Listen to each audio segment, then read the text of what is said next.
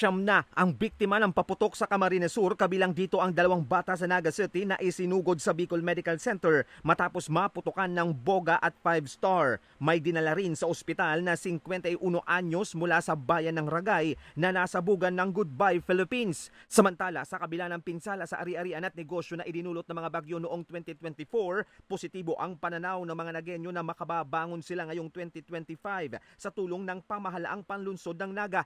Nilagdaan ni Mayor Nelson Ligacion ang mahigit 1.8 bilyong pisong annual budget ng Naga ilang oras bago magpalit ang taon. 13% itong mataas kumpara sa 2024 budget na higit 1.6 billion pesos. May 269.1 milyong piso na inilaan sa economic services para sa pag-ayos at paggawa ng wastewater treatment facility sa Palengke, upgrade sa gamit ng engineering office tuwing kalamidad, slaughterhouse at public transport terminal. 14 million pesos ang inilaan sa pabahay habang 88 million pesos ang pondo sa pag-upgrade sa gamit at sasakyan ng Solid Waste Management Office na matinding hinamo ng paglilinis sa mga basurang iniwan ng malawakang baha dahil sa Bagyong Christine.